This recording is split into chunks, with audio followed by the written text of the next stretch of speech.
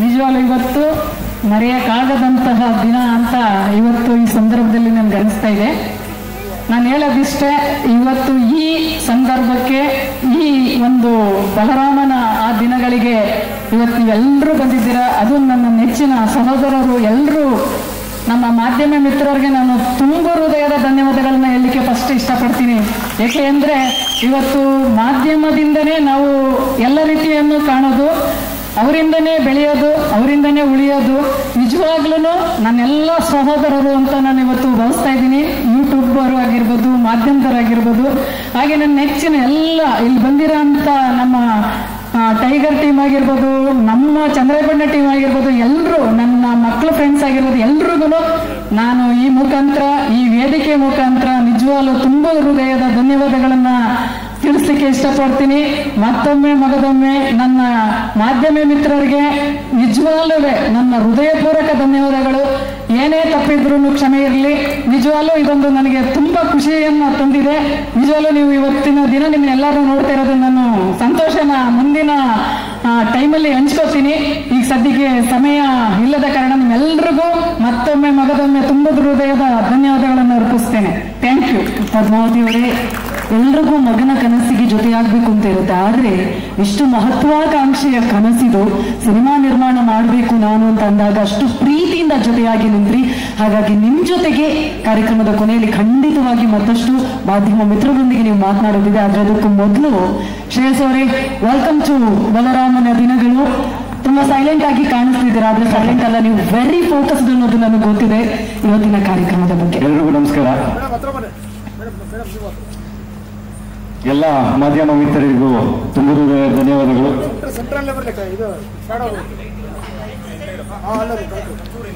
ನೀವು ಫೋಕಸ್ಡ್ ಆಗಿದ್ದೀರಾ ಅಂತ ಗೊತ್ತಿಲ್ಲ, ನೀವು ಫೋಕಸ್ ಆಗ್ಬೇಕು.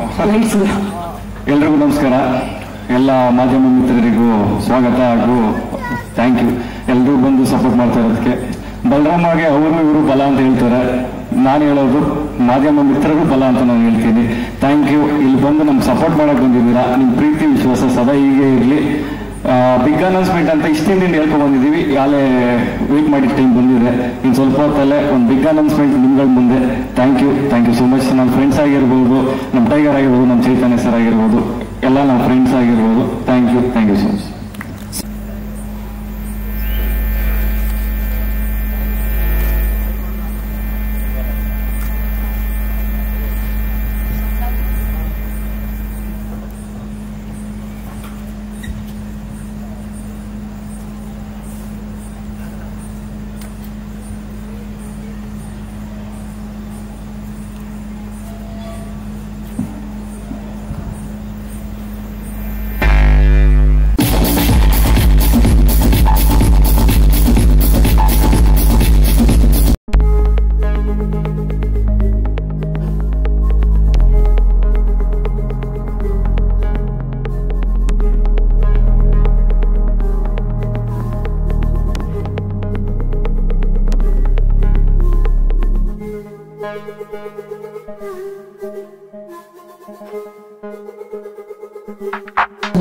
ಶ್ರೇಯಸ್ ಅವರೇ, ಸಿನಿಮಾ ಆಸಕ್ತಿ ಹೇಗೆ ಬಂತು ಅನ್ನೋದು ಗೊತ್ತಾಗ್ಬೇಕು. ಯಾಕಂತ ಹೇಳಿದ್ರೆ ನೀವು ನಮ್ಮ ಟೈಗರ್ ಅವರ ಅಭಿಮಾನಿಯಾಗಿ ಬಹಳಷ್ಟು ವರ್ಷಗಳಿಂದ ಅವರ ಜೊತೆಯಲ್ಲಿ ಇದ್ರಿ ಅನ್ನೋದು ಗೊತ್ತಿದೆ ನನಗೆ. ಸಿನಿಮಾ ಆಸಕ್ತಿ ಹೇಗೆ ಬಂತು? ಫ್ಯಾಮಿಲಿಯಲ್ಲಿ ಯಾರಾದ್ರೂ ಸಿನಿಮಾದವರು ಇದಾರ? ಏನ್ ಕತೆ? ರಾಜಕೀಯಕ್ಕೂ ಸಿನಿಮಾಗೂ ಹೇಗೆ ಬಂತು ಅಂತ? ನಂಟಂತ ಏನಿಲ್ಲ, ಇದು ನಂದು 12 years ಕನಸು. ಚಿಕ್ಕದ್ರಿಂದ ಎಲ್ರಿಗೂ ಒಂದು ಚಿಕ್ಕದು ಒಂದು ಸ್ಕೂಲ್ ಡೇಸ್ ಇಂದ ಸ್ಟಾರ್ಟ್ ಆದ್ರೆ ಇಲ್ಲಿವರೆಗೂ ಬರೋಷ್ಟರಲ್ಲಿ ಒಂದು 3-4 ಆಸೆಗಳು ಚೇಂಜ್ ಆಗ್ಬಿಡುತ್ತೆ. ಪೊಲೀಸ್ ಆಗಬೇಕು, ಅದಾಗಬೇಕು, ಇದಾಗಬೇಕು ಅಂತ. ಬಟ್ ನನ್ಗೆ ಅದೇನೋ ಗೊತ್ತಿಲ್ಲ, 4th ಸ್ಟ್ಯಾಂಡರ್ಡ್ ಇಂದ ಇಲ್ಲಿವರೆಗೂ ಒಂದೇ ಆಸೆ ಇದ್ದಿತ್ತು, ಸಿನಿಮಾ ಬರಬೇಕು ಅಂತ. ನಾನು ಹೇಳಿದೆ ಬಂಡವಾಳ ಹಾಕಕ್ಕೆ ರೆಡಿ ಇಲ್ಲ ಅಂದ್ರೆ ನಾನು ಲೈಟ್ ಬಾಯ್ ಆದ್ರೂ ಸೇರ್ಕೊಂಡ್ಬಿಡ್ತೀನಿ.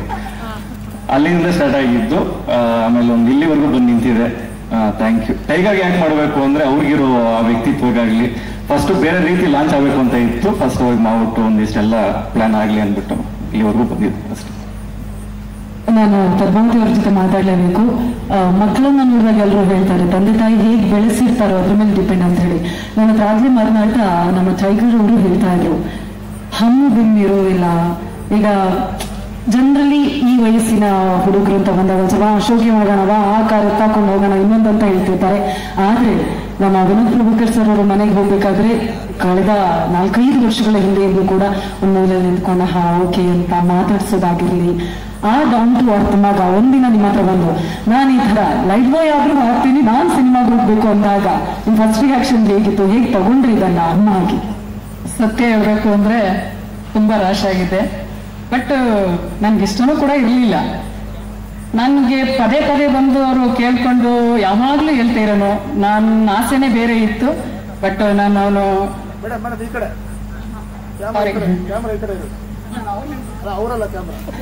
ಅಷ್ಟು ಚೆನ್ನಾಗಿಲ್ಲ ನಾನು ಮುಂದೆ ನೋಡಿ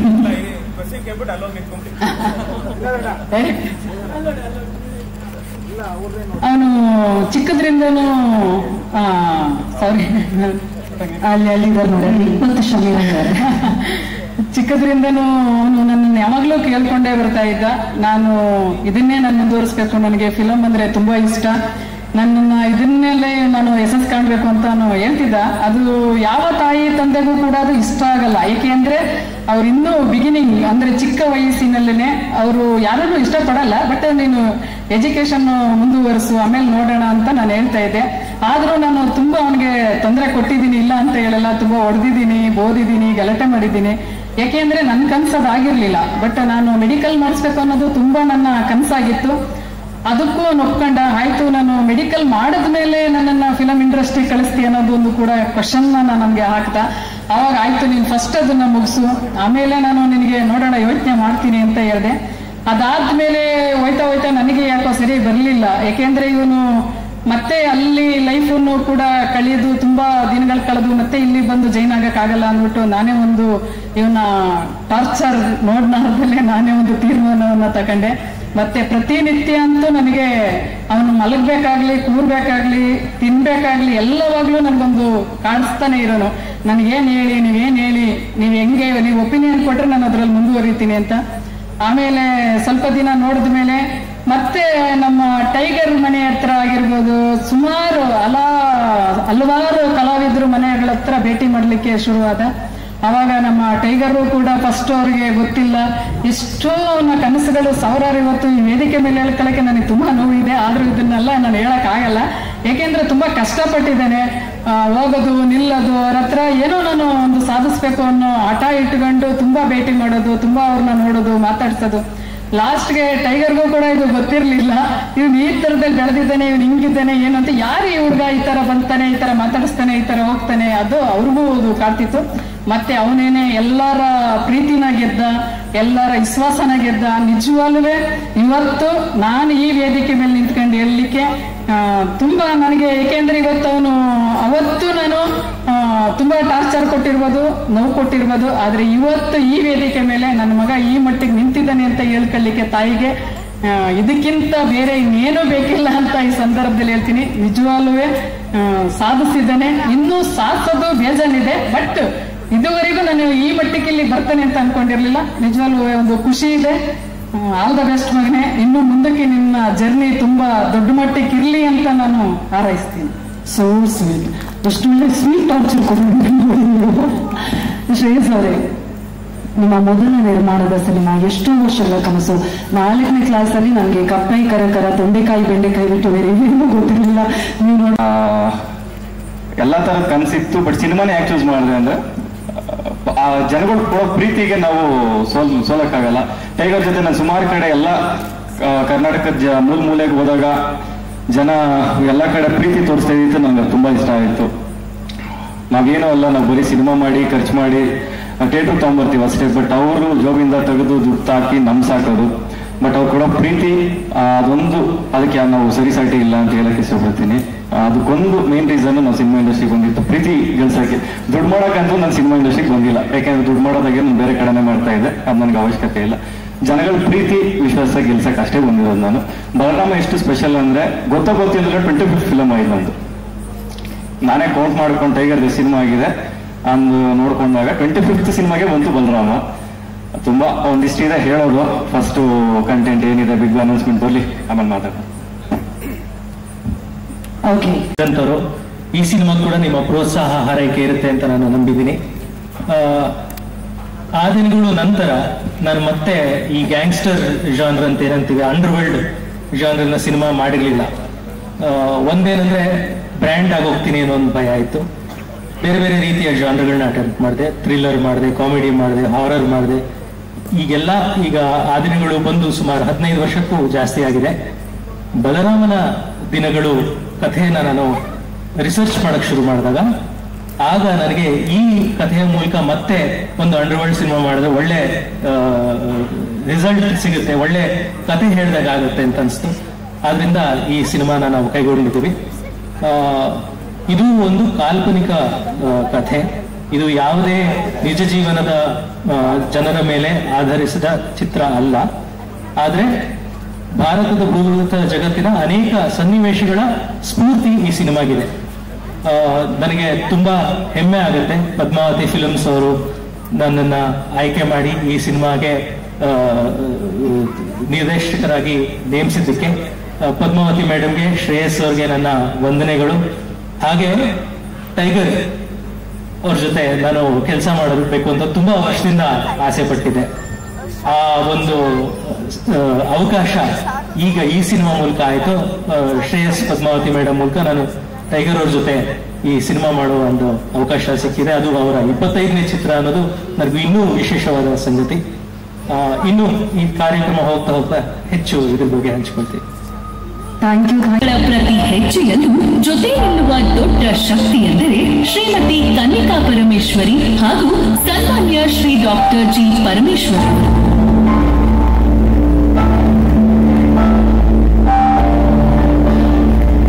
ಶ್ರೀಮತಿ ಪದ್ಮಾವತಿ ಜಯರಾಮ್ ರವರ ಇಬ್ಬರು ಪ್ರೀತಿಯ ಮಕ್ಕಳಾದ ಶ್ರೀ ಶ್ರೇಯಸ್ ಮತ್ತು ಶ್ರೀ ತೇಜಸ್ ರವರು ಜ್ಯೇಷ್ಠ ಪುತ್ರ ಶ್ರೀ ಸಂಜೀವಿನಿ ಆಂಜನೇಯನ ಪರಮ ಭಕ್ತ. ಶ್ರೀ ಶ್ರೇಯಸ್ ರವರು ತಂದೆ ತಾಯಿ ಮಾಡುತ್ತಿರುವ ಸೇವೆಯನ್ನು ನೋಡುತ್ತಾ ತನ್ನ ತಂದೆ ತಾಯಿಯ ಮಾದರಿಯಲ್ಲೇ ಅವರದ್ದೇ ಆದ ಅಭಿಮಾನಿಗಳು ಮತ್ತು ದೊಡ್ಡ ಗೆಳೆಯರ ಬಳಗದ ಜೊತೆ ಬೆಳೆದಿದ್ದಾರೆ.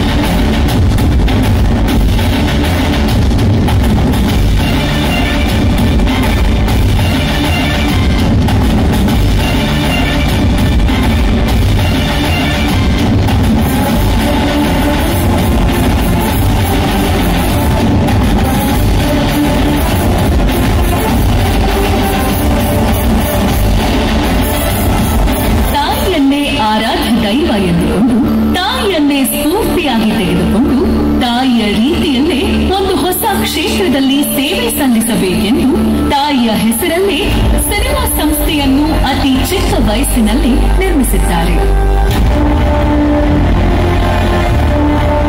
ಕನ್ನಡ ಚಿತ್ರರಂಗಕ್ಕೆ ಏಜ್ ಬ್ಯಾಕ್ ತೋರಿಸಿದ ವಿನೋದ್ ಪ್ರಭಾಕರ್ ಅವರನ್ನು ಸ್ಫೂರ್ತಿಯಾಗಿ ತೆಗೆದುಕೊಂಡ ಶ್ರೇಯಸ್ ಅವರು ಅವರ ರೀತಿಯಲ್ಲೇ ಬಾಡಿ ಬಿಲ್ಡ್ ಮಾಡಬೇಕೆಂದು ಜಿಮ್ಮಲ್ಲಿ ಉತ್ಸಾಹ ತೋರಿ ವಿನೋದ್ ಪ್ರಭಾಕರ್ ಅವರ ಪರ್ಸನಲ್ ಟ್ರೈನರ್ ಪ್ರದೀಪ್ ಕುಮಾರ್ ಅವರ ಮಾರ್ಗದರ್ಶನದಲ್ಲಿ ವಿನೋದ್ ಪ್ರಭಾಕರ್ ಅವರಂತೆ ದೇಹ ತಂದಿಸಿದ್ದಾರೆ.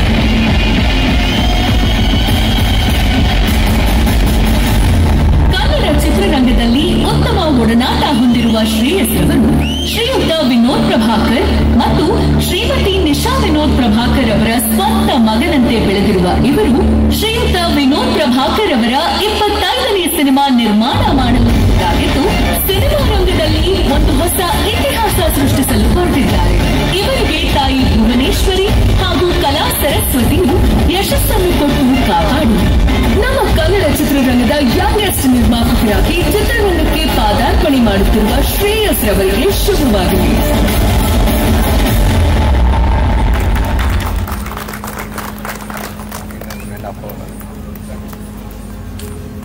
ದಿನಗಳು ಸಿನಿಮಾದ ಸ್ಪೆಷಲ್ ಅನೌನ್ಸ್ಮೆಂಟ್ ಅನ್ನ ಮಾಡುವಂತಹ ಸಮಯ. ಖಂಡಿತವಾಗಿಯೂ ನಮ್ಮ ಕನ್ನಡ ಚಿತ್ರರಂಗ ಈಗಷ್ಟೇ ನಿಮ್ಮೆಲ್ಲರಿಗೂ ಕೂಡ ಗೊತ್ತಿರುವ ಹಾಗೆ ಎಲ್ಲ ವಿಶ್ವದಾದ್ಯಂತ ಪ್ರೀತಿಯನ್ನ ಪಡೆದಿರುವಂತಹ ಚಿತ್ರರಂಗ ನಮ್ಮ ಕನ್ನಡ ಚಿತ್ರರಂಗ. ಹಾಗಾಗಿ ಬಲರಾಮನ ದಿನಗಳು ಸಿನಿಮಾಗಾಗಿ ಮತ್ತಷ್ಟು ಪ್ರೀತಿಯನ್ನ ಕೊಡೋದಕ್ಕೆ ಒಂದೇ ಒಂದು ಸುಳಿವನ್ನ ಕೊಡಬಲ್ಲೆ ಇವರು. One of the best technicians of Indian cinema. ಯಾರವರು, ಎಲ್ಲಿಂದ ಬಂದ್ರು, ಇಷ್ಟು ವರ್ಷ ಏನ್ ಮಾಡ್ತಿದ್ರು, ಎಲ್ಲದರ ಬಗ್ಗೆ ಒಂದು ಸ್ಪೆಷಲ್ ವೀಟಿ ಇದೆ. ವೀಟಿ ಬನ್ನಿ ಪ್ಲೀಸ್.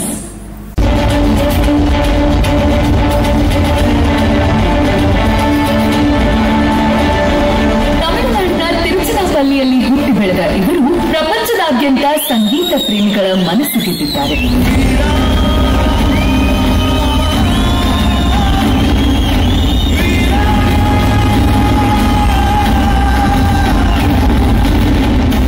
ಭಾರತದ ಮೇರು ಚಲನಚಿತ್ರ ನಿರ್ದೇಶಕರಾದ ಮಣಿರತ್ನಂ ರವರ ಮೂಲಕ ಮೊದಲು ಎ.ಆರ್. ರೆಹಮಾನ್ ಅವರ ಕೆಲವು ಹಾಡುಗಳಿಗೆ ಕೆಲಸ ಮಾಡಿದರು.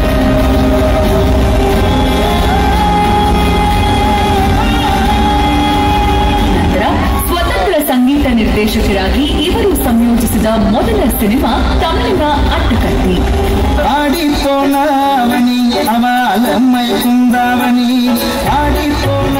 ನಂತರ ಭಾರತದ ಸೂಪರ್ ಸ್ಟಾರ್ ನಟರಾದ ರಜನಿಕಾಂತ್ ರವರ ಕಾಲ ಹಾಗೂ ಕಬಾಲಿ.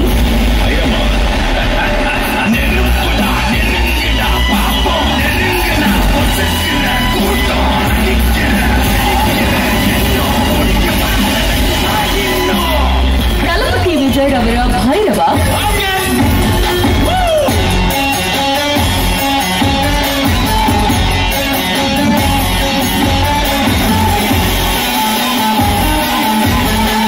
ವಿಕ್ರಮ್ ರವರ ಮಹಾನ್.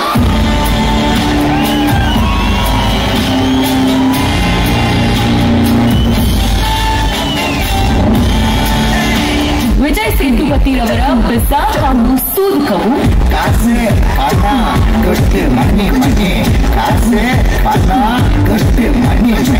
ನಾನಿ ಅವರ ದಸರಾ.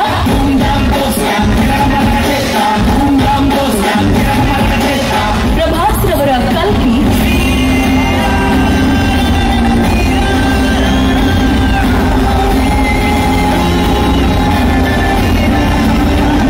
ಧನುಷ್ ರವರ ಜಗಮೇ ತಂದಿರಂ.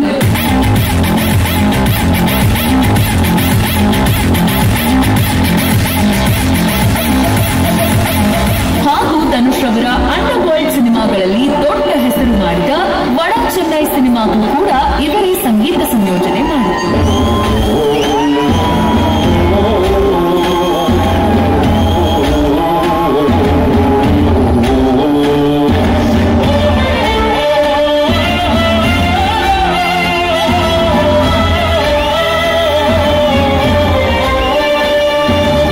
ನಟರ ಯಶಸ್ವಿ ಚಿತ್ರಗಳಿಗೆ ಸಂಗೀತ ನೀಡಿ ಆ ಸಂಗೀತದ ಮೂಲಕ ಅವರನ್ನು ಪರದೆಯ ಮೇಲೆ ಮೆರೆಸಿರುವ ಶ್ರೇಯಸ್ಸು ಇವರದು.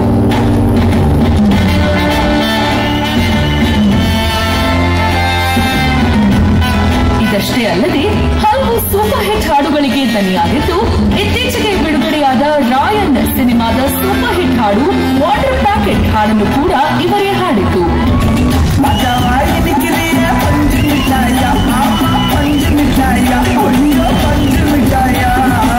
And the best music director goes to Santosh Narayanan for the movie Karnan.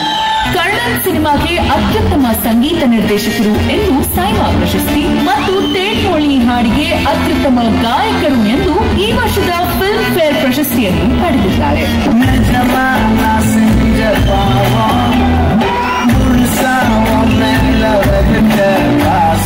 ಇಷ್ಟಲ್ಲದೆ ಇನ್ನೂ ಹಲವಾರು ಪ್ರಶಸ್ತಿ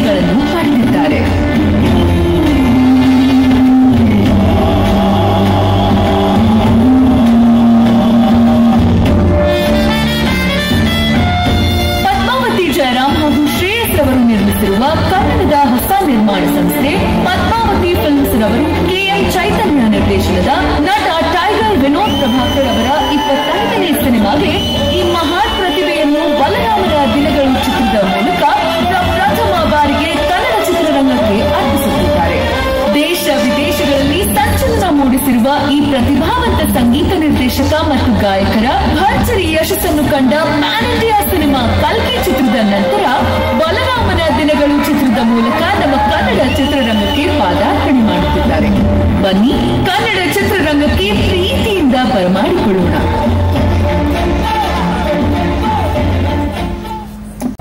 ನನ್ನ ಒಬ್ಬನಿಂದ ಬಲ ಸಿಕ್ಕಿದ್ದಲ್ಲ, ಬಲರಾಮ ಟೀಮ್ಗೆ ನನ್ನ ಇಬ್ರು ವ್ಯಕ್ತಿಗಳು ಮೇನ್ ಬೇಕೇ ಬೇಕು, ಟೈಗರ್ ಹಾಗೂ ಚೈತನ್ಯ ಸರ್. ನಮ್ಮ 3 ಜನ ನಿಂತ್ಕೊಂಡು ಅವ್ರನ್ನ ವೆಲ್ಕಮ್ ಮಾಡ್ತೀವಿ. ಸರ್ ಬನ್ನಿ. ಮತ್ತೊಮ್ಮೆ ಚಪ್ಪಾಳಿಯೊಂದಿಗೆ ಸ್ವಾಗತಿಸಿ ನಿರ್ದೇಶಕರಾಗಿರುವ ಕೆ.ಎಂ. ಚೈತನ್ಯ ಹಾಗೂ ನಮ್ಮ ನಿಮ್ಮೆಲ್ಲರ ಪ್ರೀತಿಯ ಟೈಗರ್ ವಿನೋದ್ ಪ್ರಭಾಕರ್ ಸರ್.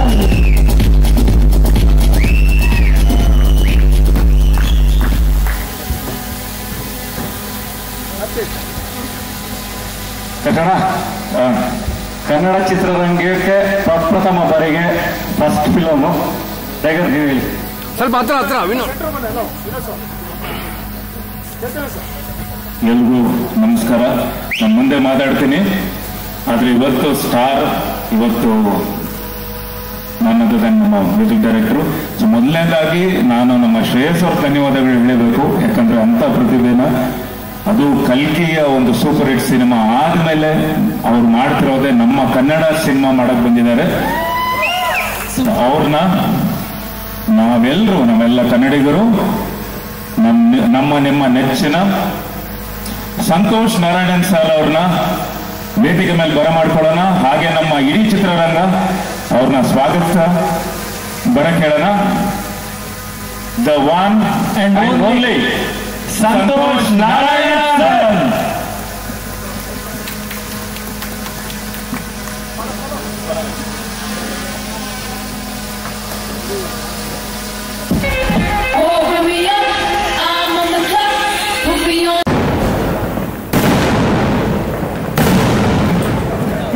ಅದೇ ಪಟಾಕಿ ಸೌಂಡ್ ಅಲ್ಲಿ ನಮ್ಮ ಶ್ರೇಯಸ್ ಅವರು ಜಾಯ್ನ್ ಆಗಬೇಕು ಪ್ಲೀಸ್. ನಮ್ಮ ಟೈಗರ್ ಜಾಯ್ನ್ ಆಗಬೇಕು ಹಾಗೂ ನಿರ್ದೇಶಕರು ಜಾಯ್ನ್ ಆಗಬೇಕು please sir. Shreyas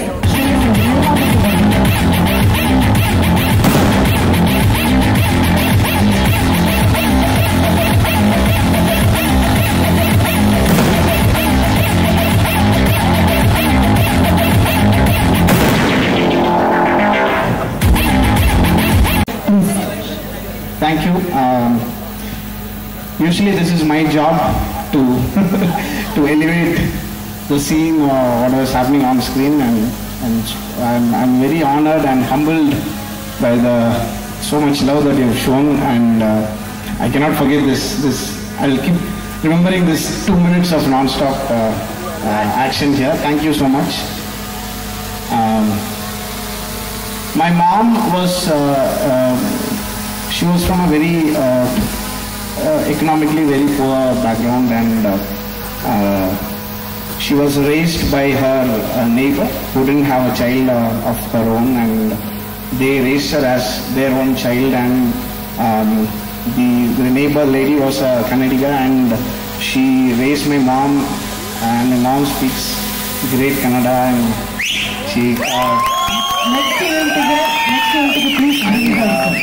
and I'm very, very grateful, and it's all the love that my mom received from this family that was so close, and literally I'm standing before you because of the support that my mom received when she was young, and I'm so grateful for that. And also one of my earliest works was in Kannada films. I was a programmer. I worked with Raghu Dixit here, and it's an honor, and I'm so grateful that I got this opportunity to work with Chaitanya and Mr. Vinod.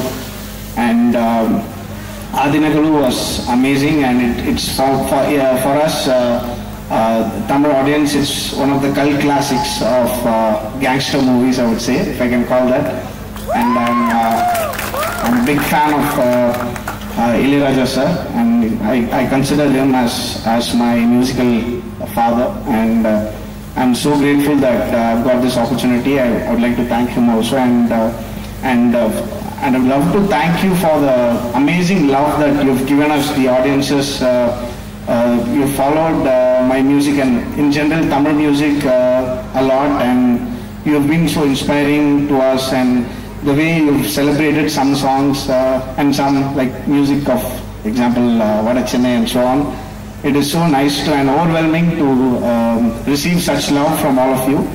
And we'll be putting our heart and soul into this film, and the team is all pumped up, especially after what all we've been doing recently, and we have an amazing musical team, and we are so ready to blast away on Chaitanya's next and Mr. Vinod's next. This is going to be from the looks of it feels like an epic film, and you've been killing it in Kannada, and it's so inspiring.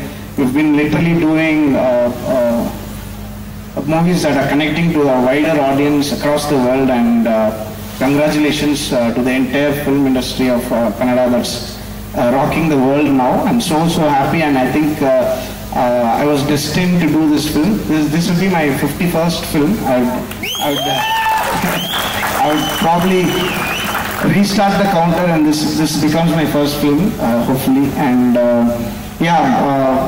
I want to do a lot of work on this film, and because of the love that we've given for some of the music that we have created in the last 10 years, it gives me a lot of freedom, basically, and the team is amazing. I've had literally all kinds of conversations, and I think I'll be totally independent when I work on this film, which is amazing. And all thanks to the production, the director and the hero and all the cast and crew.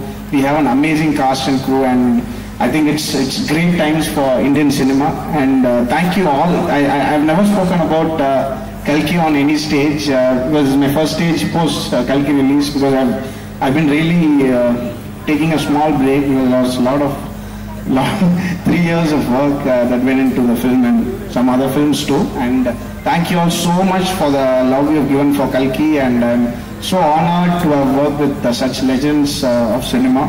And also, incidentally, today my latest film Varai got released, and please go watch the film. And I think it's a defining moment for cinema in general, not just Tamil or Hindi or Kannada.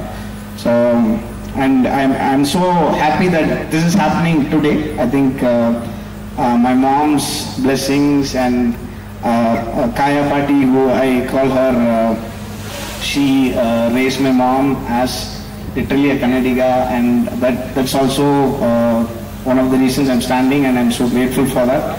Hopefully we will have an amazing time with the album, and we are very particular with what we want in the album, and even the sounds and all the instruments, and which era it should. I don't know what I can reveal right now, but which era it should depict. So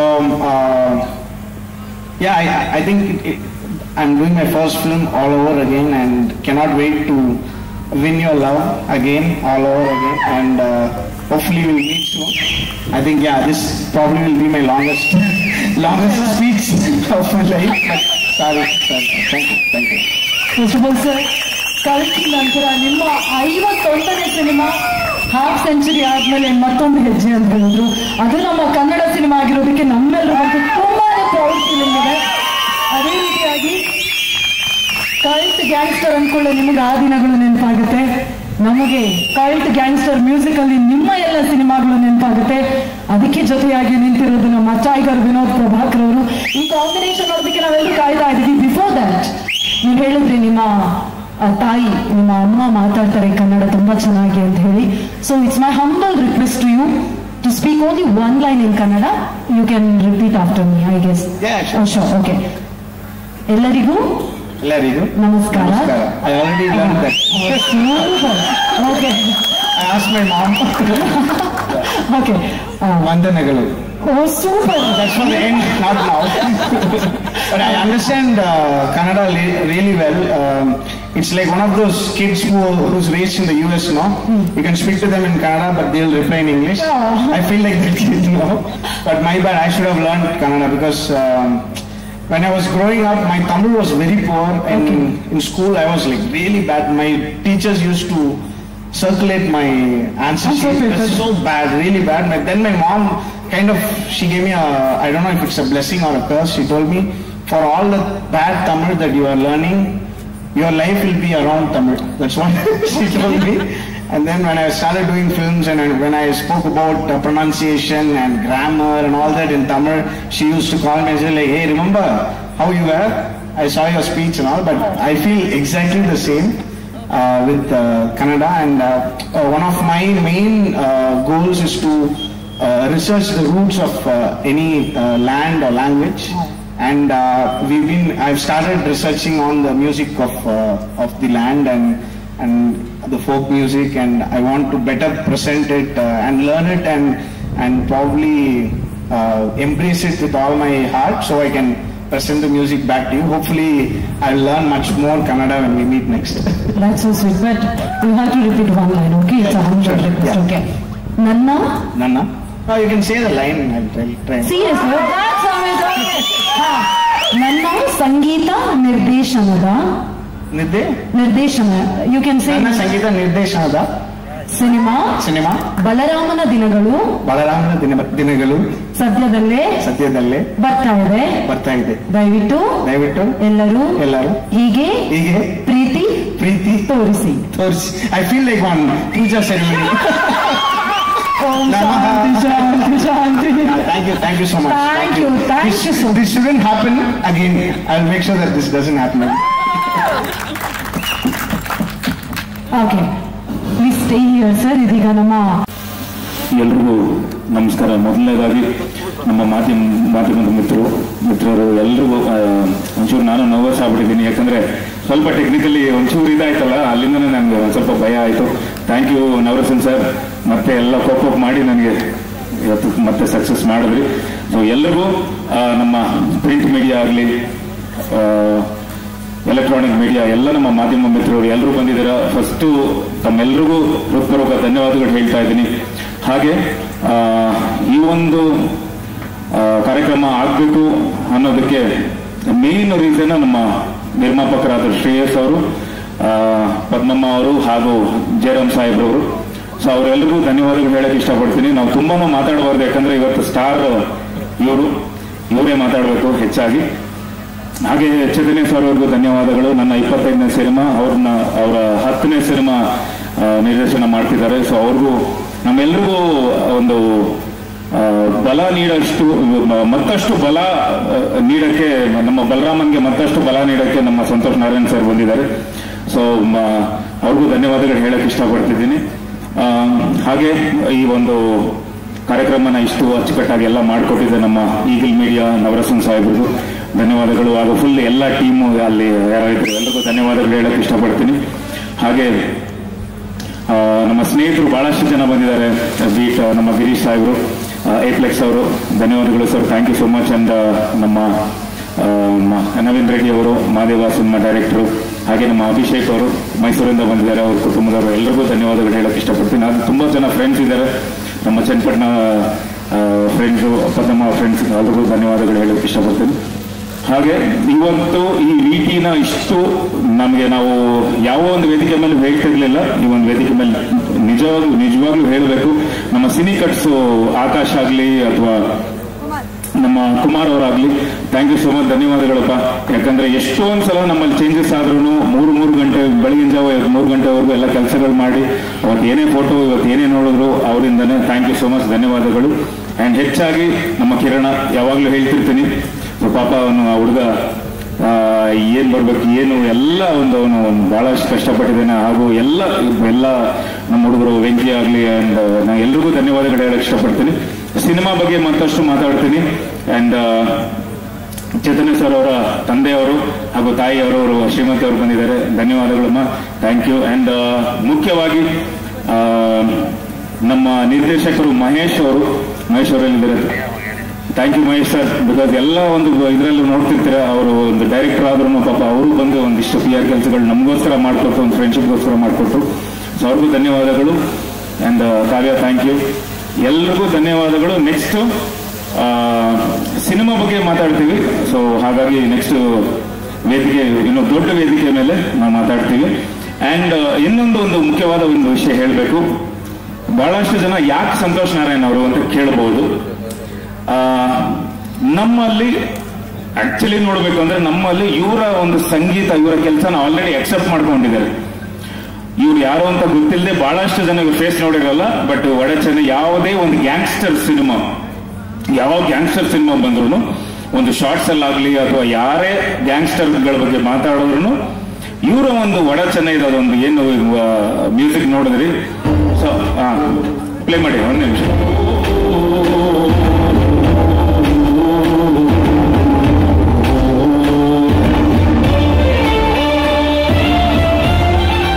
so ಈ ಒಂದು background score ಎಲ್ಲ ನಮ್ಮ ಹುಡುಗರಾಗ್ಲಿ, ನಮ್ಮ ಕರ್ನಾಟಕದ ಜನತೆ ಇವರ ಒಂದು ಮ್ಯೂಸಿಕ್ನ ಇಷ್ಟಪಟ್ಟಿದ್ದಾರೆ.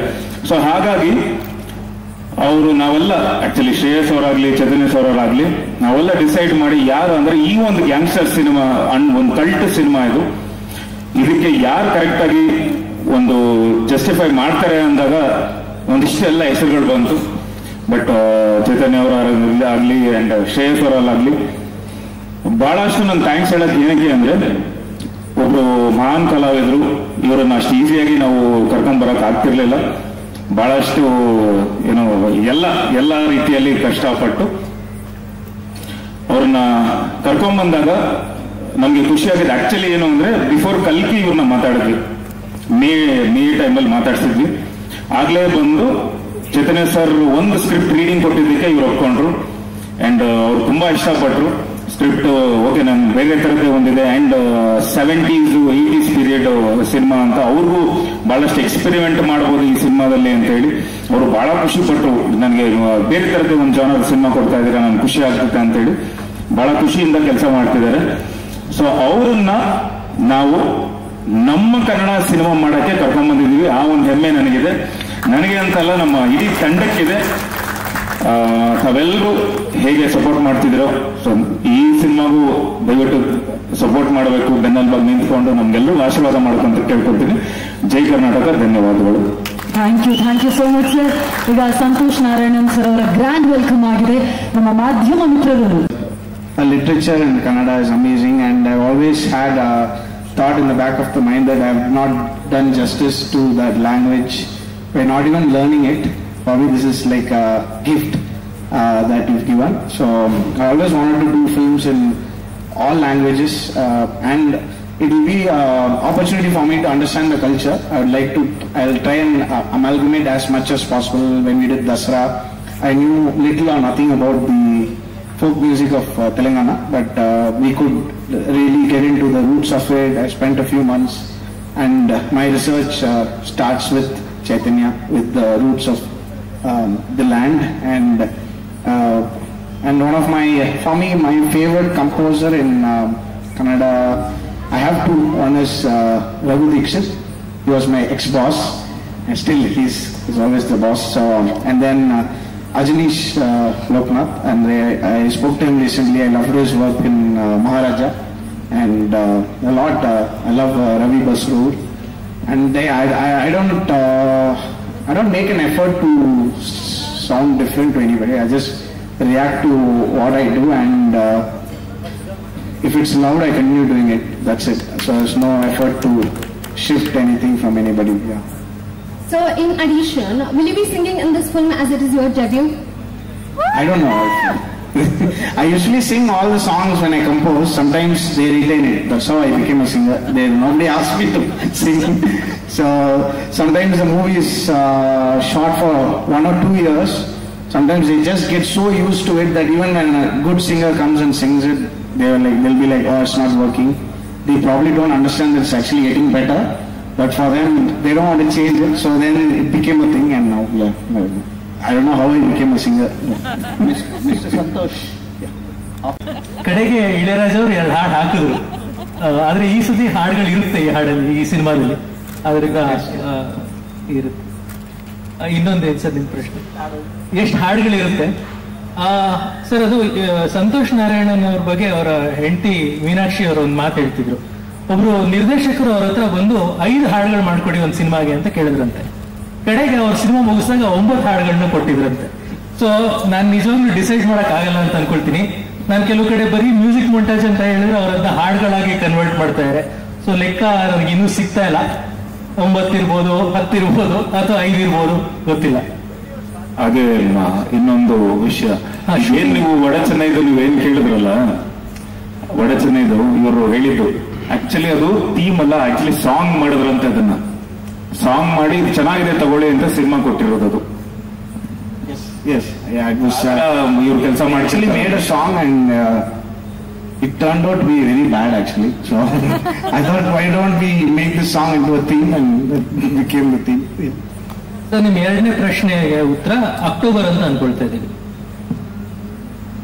Santosh sir, hi, ನಮಸ್ಕಾರ. Welcome to Karnataka. Thank you sir, Kannada ಚಿತ್ರಕ್ಕೆ 90 ವರ್ಷಗಳ ಇತಿಹಾಸ ಇದೆ. ವಿನೋದ್ ಅವರ 25ನೇ ಸಿನಿಮಾ, ನಿಮ್ದು 51ನೇ ಸಿನಿಮಾ, ಕನ್ನಡದ ಮೊದಲನೇ ಸಿನಿಮಾ. ಇಲ್ಲೂ ಕೂಡ ನಿಮಗೆ ಫ್ಯಾನ್ಸ್ಗಳಿದ್ದಾರೆ. ಎಷ್ಟು ಎಕ್ಸ್ಪೆಕ್ಟೇಷನ್, ಜನಗಳು ಎಷ್ಟು ನಿರೀಕ್ಷೆ ಇಟ್ಕೋಬೋದು ಈ ಪಿಕ್ಚರ್ಗೆ?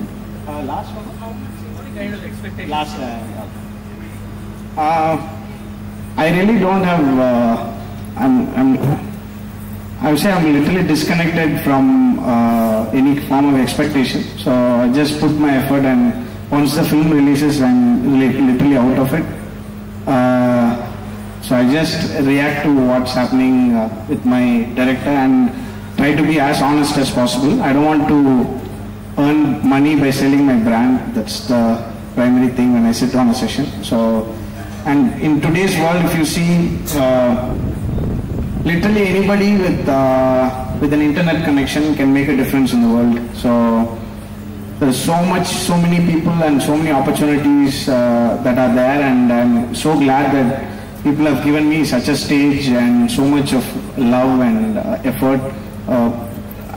I've never had my hero visit my house twice ever. So Vinod sir has been very kind, and he brought like one big bouquet of flowers when he came. So all that love will translate into more effort in the music. That's how I want to respond, and literally there's no expectation. I just want to freak out in this film and make sure the audiences enjoy the film and try and elevate it, like how they had a 2 minutes of blast when I was here. No, I'll try and convert that into scores in the film maybe and probably create and because you have such standards, global standards with movies like Kantara, KGF and so on. So I can't wait to start working on this film. Chetan sir,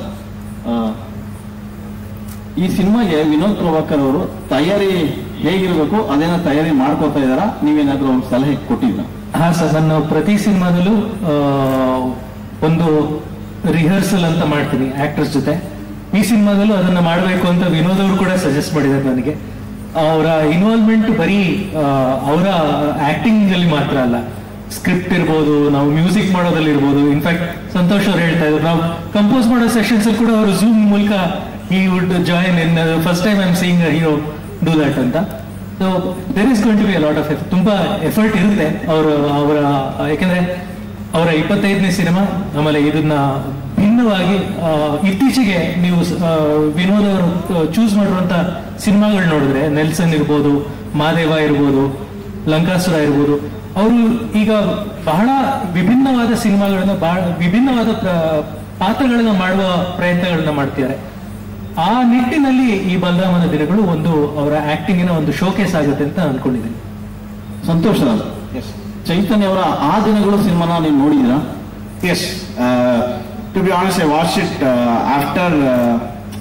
I knew it was a huge cult classic, but once I got the first call and before we met, I watched the film. I loved it, and he's doing something else for this, and I'm sure that he'll carry the love and like it'll be amplified in a much bigger sense for this film, hopefully. Thank you.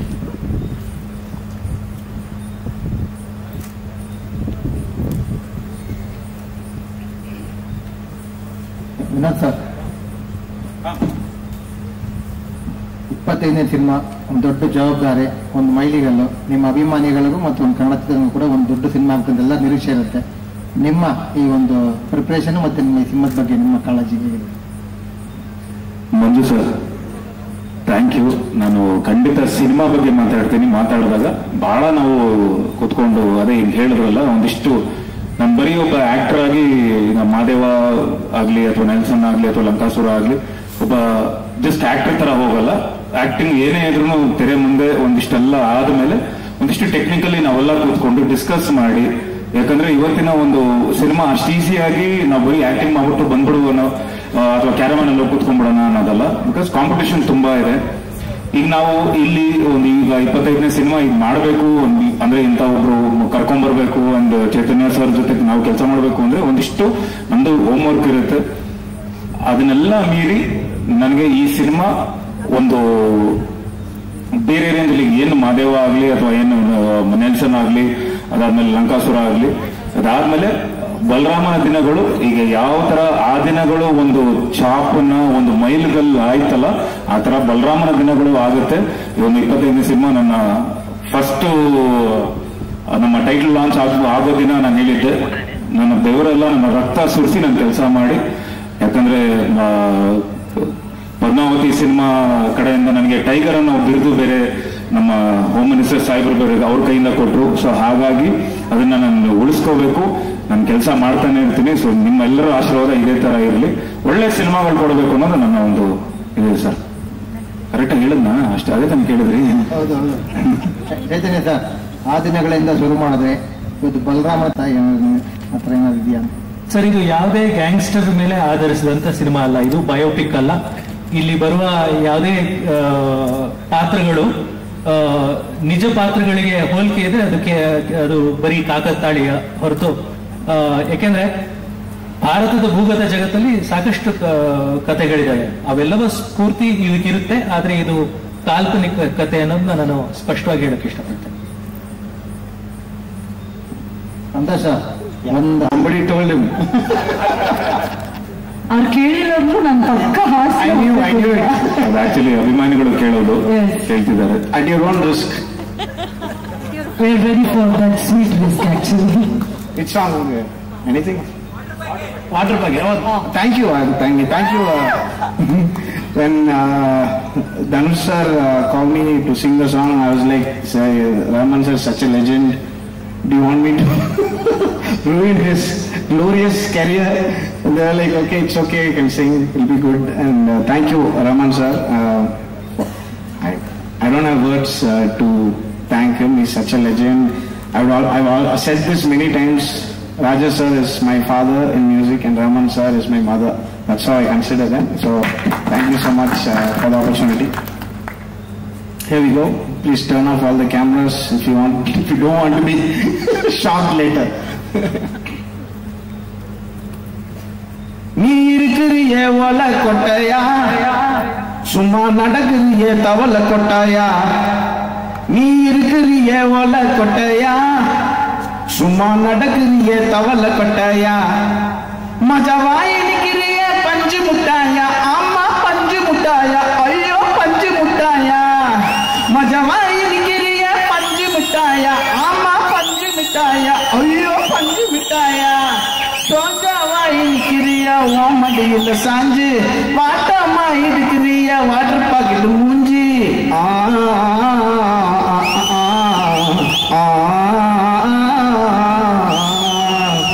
Thank you. Release event ಅಂತ ಮಾಡ್ತೀವಲ್ಲ, ಅವತ್ತು ಖಂಡಿತ ಯಾರು ನೀವು ಸಮಯರವರು ನೀವು ಹೇಳ್ಕೊಡಲ್ಲ, ಖಂಡಿತ ಕನ್ನಡ ಕಲಿತಾರೆ, ಕಲಿತು ಅವರೇ ಮಾತಾಡ್ತಾರೆ. I like the Mahadeshwara song, that ನಿನ್ನ ಪೂಜೆಗೆ. I am not gonna Singh but I love the song. Next event ಅಲ್ಲಿ ಆ ಹಾಡನ್ನು ಹಾಡ್ಸೋಣ. ಹಾಗಾದ್ರೆ ಬೇರೆ ಯಾವ್ದಾದ್ರು ಪ್ರಶ್ನೆಗಳಿದ್ರೆ ಕೇಳಬಹುದು. I think all questions are going to the same. Lyrics ಬರ್ತಿಲ್ಲ ಅಂತ ಅಂದ್ರು. ಓಕೆ, ಆದ್ರೆ ಅದಕ್ಕೂ ಮೊದಲು ನಮ್ಮ ಕಾರ್ಯಕ್ರಮಕ್ಕೆ ನಮ್ಮ ಪ್ರೀತಿಯ ನಿರ್ಮಾಪಕರು ಜಯರಾಮ್ ಸರ್ ಬಂದಿದ್ದಾರೆ. ಹೋಗ್ಬಿಡ್ಲ ನಾನು ಅಂತ ಕೇಳ್ತಿರ್ತಾರೆ. ಆಕ್ಚುಲಿ ಮೀನಾಕ್ಷಿ ಮೇಡಮ್ ಅವರು ವೈಫ್ ಅವರು ಹೋಗ್ಬಿಡ. Vinod sir, I think for Cuckoo, the film audio launch, director came to me and he was like, sir, tomorrow audio launch, pant was what he said. Then I was like, sure, buy me a pant. Then we went to some shop and he bought me something. Yeah. But this is all my wife. If left alone, I'll just come with my shorts and I really don't care. So next ಬಲರಾಮನ ದಿನಗಳು release ಇವೆಂಟಿಗೆ ಪಂಚೆ ಮತ್ತೆ shirt ಎಲ್ಲ ಹಾಕೊಂಡು ಕರ್ಕೊಂಡು shopping ಮಾಡಿಸ್ತೀನಿ. ಇಲ್ಲ, ಖಂಡಿತ. ಏನು ಅಂದ್ರೆ ಅವರ ಒಂದು ಸಿದ್ಧಾಂತ ಏನು ಅಂದ್ರೆ ನನ್ನ ಕೆಲಸ ಮಾತಾಡ್ಲಿ ನಾನಲ್ಲ ಅನ್ನೋದು. ಸೊ ಹಾಗಾಗಿ ಅವ್ರು ಏನ್ ಕೆಲಸ ಮಾಡ್ತಿದ್ರು ಎಲ್ರಿಗೂ ಗೊತ್ತಾಗಿದೆ. ಸೊ ಬಲರಾಮನ ದಿನಗಳಿಂದ ಇನ್ನು ನೆಕ್ಸ್ಟ್ ಯಾವುದೇ ವೇದಿಕೆಯಲ್ಲಿ ಹೋದ್ರು ನಮ್ಮ ಸಿನಿಮಾ ಸಾಂಗು, ಕನ್ನಡ ಸಾಂಗ್ ಹಾಡ್ಲೇಬೇಕು ಅವರು. ಅದು ಆ ಥರದೊಂದು ಹಿಟ್ಟು ಕೊಡ್ತಾರೆ ಅನ್ನೋ ನಂಬಿಕೆ ನನಗಿದೆ. Thank you so much. Hopefully. Yes, Santosh Narayanan sir ಅವರನ್ನ ಪ್ರೀತಿಯಿಂದ ಒಂದು ಸುಂದರವಾಗಿರುವ ಅಷ್ಟೇ ಬೃಹದಾಕಾರದಲ್ಲಿರುವ